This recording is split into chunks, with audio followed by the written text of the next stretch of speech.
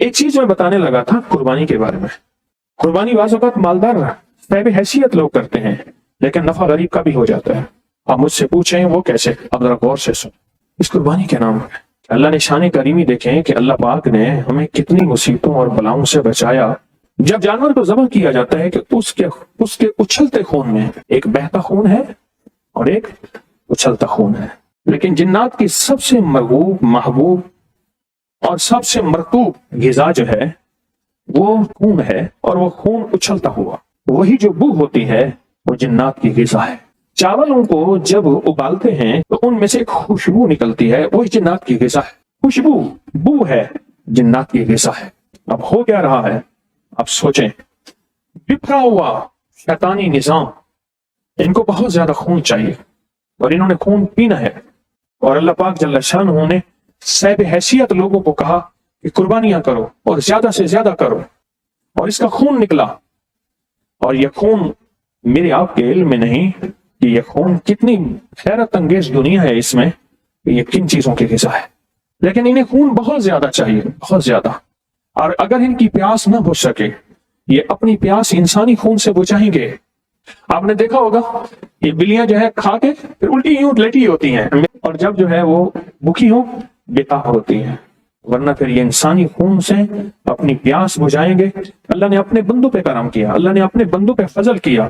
खून की कमी हो गई, खून बह गया, जख्म हो गया, फिर ये शैतानी सिफली काली चीजें फिर इंसान के खून की प्यासी नहीं होती। ये खाना बदोश लोग होते थे, ये मिट्टी के कूजे में जौंके आपने भी लगवाई, फिर यहाँ घुटनों में झोंके लगवाते थे, जिनके घुटनों में दर्द होता था या बीमारी होती थी। हमारे यहाँ खुश्क झोंके हम पीस के दवाई में इस्तेमाल भी करते हैं। हमारी अभी भी एक दवा है मालिश की, उसमें जौंक इस्तेमाल होती है। फिर ये जौंके लगती हैं, और अगर जौंक प्यासी हो तो फौरन उस जिस्म को पकड़ लेती है, और उसका पेट भरा हुआ हो, उसको लगाते हैं फिर गिर पड़ती है, फिर लगाते हैं फिर गिर पड़ती है। इस कुर्बानी के पीछे मेरी आपकी राहत के कितने पैगाम पोशीदा हैं। मैंने उनसे सुने, कहने लगे कि मुझे एक जिन मिला, खुश था। कहने लगे जिन मिला, बहुत खुश थे, और भी साथ थे, खुश थे। क्या हुआ, इतना खुश क्यों है? कुर्बानी आ रही है। कुर्बानी में तो ना क्या मतलब, कुर्बानी हमें खून मिलेगा, हमें हमारी प्यास बुझेगी, हमारी भूख बुझेगी, हमारी हिर्स खत्म होगी, और हम यूं कहने लगे ऐसे करके हम। उन्होंने पूछा कि सारा खून पीते हो? कहा ना, जो पहला खून होता है उछलने वाला, जिन्होंने बताया, कहने लगे उछलने वाला खून हमारी मरगूब ग़िज़ा है, जब तक कि उसमें बू रहे। वो एक मखसूस बू होती है, उस बू की वजह से वो जिन्नात जमा होते हैं। इस कुर्बानी में कितने राज पोशीदा है, और कितनी हमारे लिए आफात, बलाएं, मुसीबतें, परेशानियां टलती। और फिर जो कुर्बानी करता है उसके लिए नहीं, जो मजबूरन नहीं कर सकते, ये चीजें, जिन्नाती शैतानी चीजें, इतना पेट इनका भर जाता है ये किसी तरफ वापस मुड़ के देखते ही नहीं। कुर्बानी की हिकमत और बसीरत, और कुर्बानी अल्लाह के लिए करना और उसका खून बहाना, हमारे जिस्म के किस किस खून के किस किस जर्रे को ये कुर्बानी बचाती है। सबकी खैर, सबका भला हो जाए। मेरे कमली वाले की हर अदा में खैर है, हर हिकमत बसीरत में खैर है, हर अमल में खैर है। और मुझे समझ आए ना आए, सुन्नत इलाज है, मैंने दिया, सुन्नत में बरकत है, लेकिन जो मैं समझता हूं जो सबसे ज्यादा असर है उस सदके में, खून के सदके में। मेरे पास एक मरीज आया, बहुत तकलीफ में था। मेरा अपना खुद साख्ता नहीं है, मेरी बात को गौर से समझा। मेरी कोशिश होती है मेरी हर अमल का सबूत हो।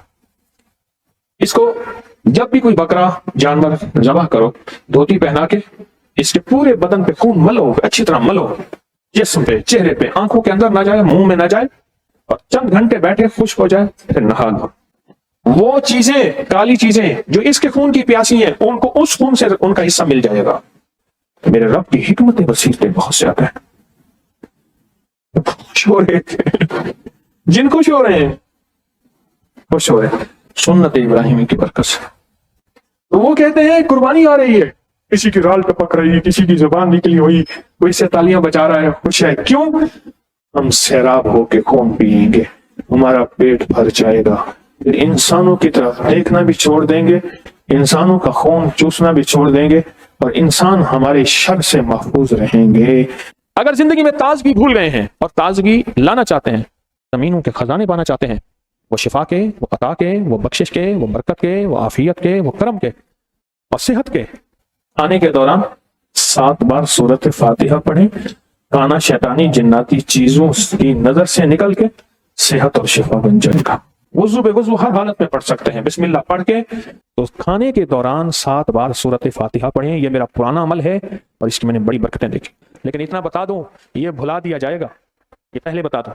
اچھا، غسل کا بھی یہ کیا کہ غسل کے دوران ہم نے جو ہے غسل سے پہلے بسم اللہ اللہم انی اعوذ بک من الخبث والخبائث پڑھی، اور غسل کے دوران دل ہی دل میں پڑھ سکتے ہیں، زبان سے نہیں پڑھی ہم نے اس کا بھی حل کر لیا۔